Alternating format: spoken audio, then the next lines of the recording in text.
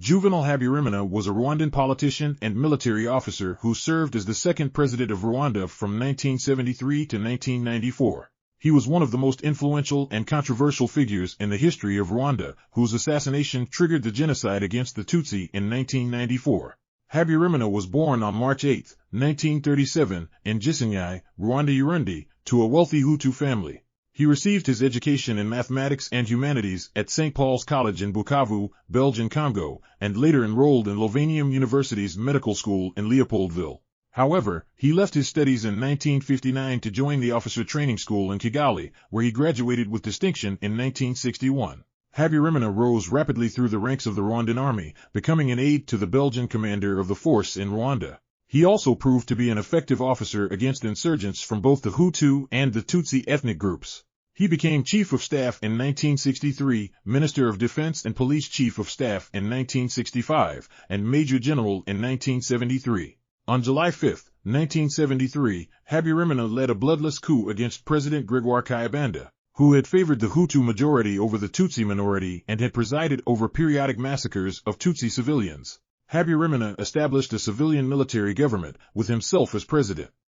He initially banned all political activity and suspended the constitution. In 1975, he founded the National Revolutionary Movement for Development, MRND, a single-party system that gave him absolute power. He also promoted a policy of national unity and reconciliation between Hutu and Tutsi, although he did not address the grievances of the Tutsi refugees who had fled the country or grant them citizenship rights. In 1978, Habyarimana introduced a new constitution that provided for a return to civilian rule and presidential elections. However, he was the only candidate allowed to run and won with overwhelming margins in 1978, 1983, and 1988. He ruled as a dictator, suppressing any opposition or dissent. He also maintained close ties with France, which provided him with military and economic aid. In October 1990, Habyarimana faced a major challenge when the Rwandan Patriotic Front, RPF, a rebel group composed mainly of Tutsi refugees based in Uganda, invaded Rwanda and launched a civil war. Habyarimana received support from France, Zaire, now Congo, and other African countries to fight against the RPF. The war lasted for 3 years and resulted in thousands of deaths and displacements. In August 1993, under international pressure, Habyarimana signed the Arusha Accords with the RPF, which called for a power-sharing government, a new constitution, democratic elections, and the integration of the RPF into the national army.